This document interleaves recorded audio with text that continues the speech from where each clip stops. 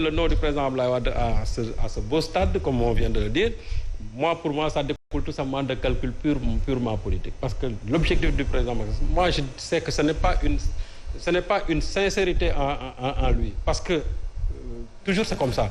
Il a flétri ici le président Mamadou Dia. Aujourd'hui, on lui a donné le nom du building administratif. Le président Abdoulaye, qu'est-ce que le président Macky Sall ne lui a pas dit depuis 2012? On l'a accusé d'avoir volé des tapis. Qu'est-ce qu'on a? On a emprisonné, on a déstabilisé le PDS. Si aujourd'hui, maintenant, on veut réunifier, en tout cas, ce qu'on appelle la grande famille. La grande famille libérale, oui. Ça risque de se heurter, en tout cas, à certaines difficultés. D'autant plus qu'il y a le contentieux Karim Wade qui n'a pas encore été vidé. Maintenant, s'il y a eu des accords, ou bien s'il y a des compromis, bien des compromissions qui aboutissent tout simplement au fait de faire revenir Karim Wade et de lui faire bénéficier encore de ses droits civiques qu'il n'a jamais perdu d'ailleurs.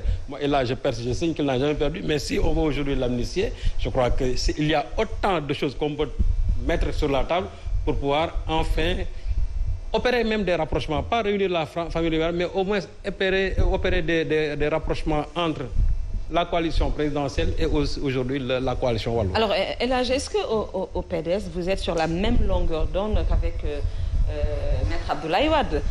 Mais au niveau du PDS, je crois qu'il faut ramener ce problème-là à sa juste valeur. Le président Macky Sall, je pense qu'il est resté dans la logique de ses prédécesseurs. Je veux dire par là que le président Senghor, de son temps, avait donné le stade Demba Diop, vous vous rappelez bien, le stade Demba Diop, à un député de l'Assemblée nationale, de par justement du rôle important qu'il a joué à l'Assemblée nationale. Il venait d'être assassiné aussi. Oui, il venait d'être assassiné, tout à fait, le député donc d'Mbour. Le président Abdou Diouf, quand il est arrivé, il en a fait autant. Il a donné le nom du stade de Léopold Sédar Senghor. Oui, il s'agit juste d'un simple geste de préséance. Mais oui, c'est pas plus. Je pense que c'est la règle. Il faut l'inscrire dans cette logique. Et il est évident que le président Abdoulaye Wade, contrairement peut-être à ce qu'on a avancé ici, n'a pas choisi le AIBD en lui donnant le nom de Blaise Diagne à tout hasard. Non, Blaise Diagne, si on interroge l'histoire, Blaise Diagne fut le premier député noir africain au Parlement français. Oui. C'est pas n'importe quoi. Mieux. Mais il y a un lycée qui l'immortalise. Oui, le mieux. Les gens oublient. Mais Blaise Diagne, c'est le père de Raoul Diagne. Raoul Diagne qui fut le premier entraîneur de l'équipe nationale de football du Sénégal. Et là, ça, les gens l'oublient. Et mieux, on sait. Oui, mieux, dire quoi? C'est sous l'ère. Oui, c'est sous l'ère de Raoul Diagne que le Sénégal a battu pour la première fois la France. En 1963 au stade de... Mais tout ça pour dire quoi? Je précisais aussi que Blaise Diagne a été un des artisans du transport des tirailleurs sénégalais aussi en Europe. Ça, il faut le préciser. On peut toujours l'évoquer. Mais ça, c'est la face noire. L'histoire retient en tout cas qu'il fut le premier noir africain au Parlement européen. Donc, oui, tout ça pour dire quoi? Ça, c'est juste pour dire... Pour expliquer les raisons pour lesquelles Maître Abdoulaye Wade... Le président Macky Sall, je crois qu'il est resté dans cette logique de donner des noms à des œuvres extrêmement importantes. C'est cette lecture que vous en avez faite au PDS? Pour le moment, nous nous en arrêtons là.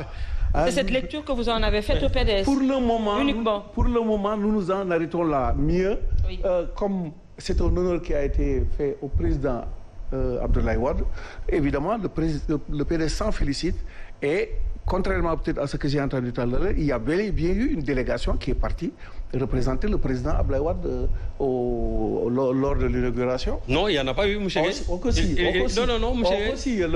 il n'y en a pas eu. Le président Abdoulaye Wade était là-bas, Nafi Diallo, qui était le porte-parole, était là-bas. Une délégation officielle du PDS ne s'est pas déplacée lors de l'inauguration de l'AIBD. Normalement... Mais l'annonce... Non, vous ne parlez pas de la même chose. Vous parlez de l'AIBD et lui, il parle de l'inauguration. Non, moi, je parle de l'inauguration de l'AIBD.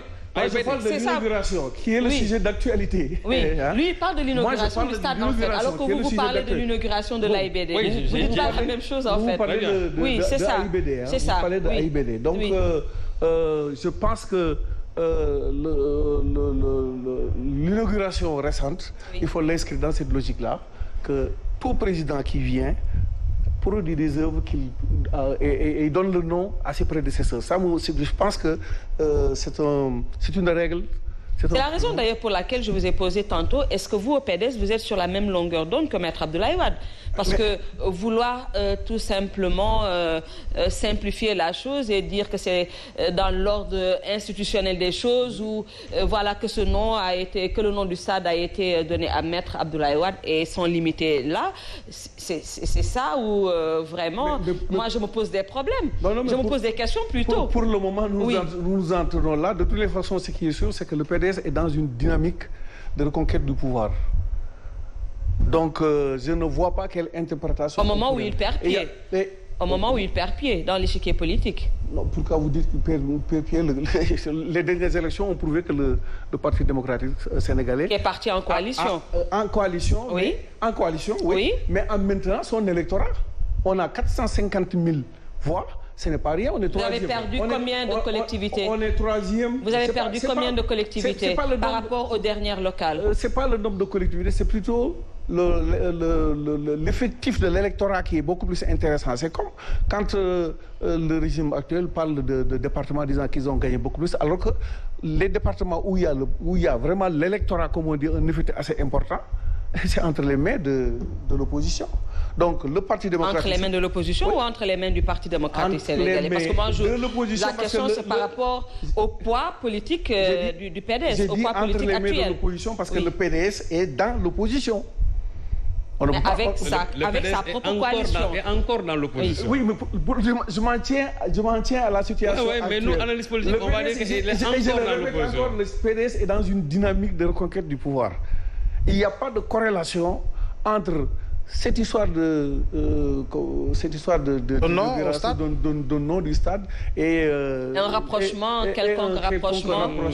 Mais vous me permettrez quand même de réanalyser autrement véritablement l'analyse de Serigne Saliou Gueye. Et parce qu'il est vrai que le président Macky Sall peut être dans des calculs politiques, chercher véritablement à continuer d'affaiblir l'opposition, essayer de la réduire à sa plus simple expression compte tenu des propos qu'il a eu à tenir. Mais quand même, aujourd'hui, on ne peut pas aujourd'hui dire qu'en réalité que c'est le Parti démocratique sénégalais ouvertement et de manière officielle qui marche véritablement vers une collision avec l'adversaire politique qu'est la paire à travers le président Macky Sall. Parce qu'il y a des jurisprudences politiques au Sénégal, quoi qu'on puisse dire.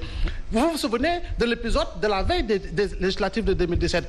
Qu'en est-il arrivé à la coalition de l'opposition, à la grande coalition de l'opposition? Malgré les discussions tenues à Versailles au dernier moment, je crois bien que le Parti démocratique sénégalais est allé aux législatives avec sa propre coalition et le reste de l'opposition est allé également à ces élections avec sa propre coalition. La deuxième jurisprudence politique, c'est par rapport à la présidentielle de 2019. Après les déclarations fracassantes de Maître Abdoulaye Wade, on s'attendait à ce qu'il soutienne un candidat de l'opposition, ce qui n'a pas été fait. Il n'a soutenu personne et le Parti démocratique sénégalais n'avait fait aucune sortie officielle pour déclarer officiellement, excusez-moi de la redondance, qu'il allait soutenir X ou Y candidat de l'opposition. Et c'était prévisible, Abdoulaye Mbow. Oui, c'était prévisible que le PDS ne soutienne pas un autre parti politique. Non, en fait c'était prévisible. Mais compte tenu véritablement de ces derniers rapprochements qu'on avait vus entre le président Abdoulaye Wade et Ousmane Sonko, en fait, d'aucuns prédisaient véritablement au soutien du pape du SOPI envers le candidat Ousmane Sonko. Ça n'a pas été le cas parce que le président Abdoulaye Wade n'avait soutenu aucun camp. D'accord? La troisième jurisprudence politique, mais c'est